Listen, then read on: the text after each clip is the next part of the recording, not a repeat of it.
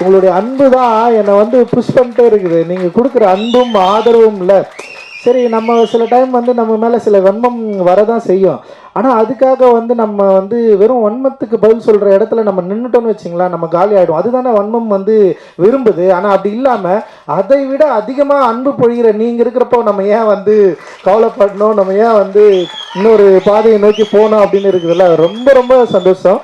ஏன்னா அவ்வளோ பாசம். ஏன்னா எனக்கு தெரியல, ஒரு படைப்பாளிக்கு ஒரு இயக்குனருக்கு ஏன் இவ்வளவு பாசத்தை கொடுக்கணும், ஏன் இவ்வளோ அழணும், இவ்வளவு ஏன் கொண்டாடணும், இவ்வளவு ஒரு ஆதரவை ஏன் கொடுக்கணும். வெறும் வந்து தமிழ்நாட்டில் மட்டும்தான் பரவாயில்ல, ஆந்திராவில் வந்து எங்கெல்லாம் படம் ரிலீஸ் ஆகிருக்கோ அங்கே எல்லா இடத்துலையும் வந்து ஏன் இவ்வளவு ஆதரவை எனக்கு கொடுக்கணும். படமே ரிலீஸ் ஆகாத மகாராஷ்டிரா வந்து நார்த் இந்தியா, டெல்லி, இதில் எல்லா இடத்துலையும் ஏன் வந்து நம்மளை வந்து இவ்வளவு ஒரு என்ன சொல்கிறது, ஒரு ஆதரவோடு நம்மளை வந்து தூக்கி பிடிச்சி நம்ம ஏன் இவ்வளோ நம்மளை கொண்டாடணும் அப்படின்னா, நான் பேசுகிற கருத்து தான் அதில் வந்து மிக முதன்மைப்படுது. என்னுடைய ஒர்க் ஆஃப் ஆர்ட் தான் அதில் முதன்மைப்படுது. ஒர்க் வேல்யூ இல்லைன்னா நம்மளை யாராவது வேல்யூ பண்ணுவாங்களா? நம்ம என்னதான் பேசலாம், என்னதான் பண்ணலாம், ஆனால் ஒழுங்காக ஒரு படம் எடுக்க தெரியலன்னா நேரம் தூக்கி போட்டு போயிட்டே இருப்பாங்க.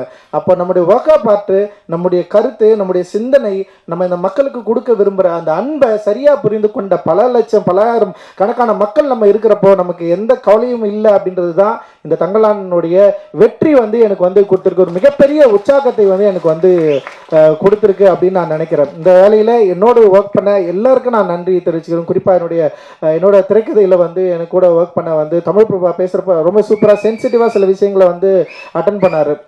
எனக்கு என்னென்னா, கேட்கறதுக்கு ரொம்ப பிடிக்கும், படிக்கிறதுக்கு ரொம்ப பிடிக்கும். ஆனால் அது திரைக்கதையில் உருவாக்குறப்போ நான் என்னென்னா அதை எங்கே பயன்படுத்தணும், எப்படி இருக்கணுன்றதில் வந்து ஒரு பெரிய ஒரு என்ன சொல்கிறது, அதை நோக்கி வந்து ஒரு பெரிய பயணமே எனக்குள்ளே இருக்கும். அது வந்து ரொம்ப தனிமைப்படுத்தப்பட்ட ஒரு பயணம். அதிலிருந்து தான் இந்த எல்லாமே வந்து ஒர்க் ஆகுதுன்னு நினைக்கிறேன்.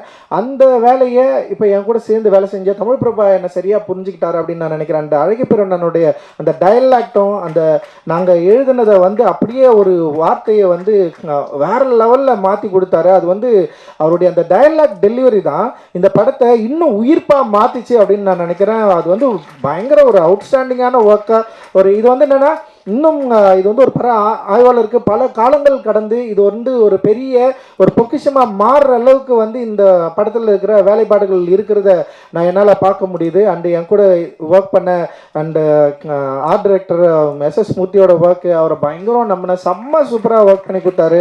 அண்ட் ஸ்டன் டைரக்டர் வந்து சாமோட ஒர்க்கு அண்ட் எக்ஸ்ட்ராடினரி ஒர்க்கு, உமாதேவியோட லிரிக், மௌனன் யாத்திரிக்கா, அந்த அறிவு எல்லாமே பயங்கரமாக பண்ணியிருந்தாங்க.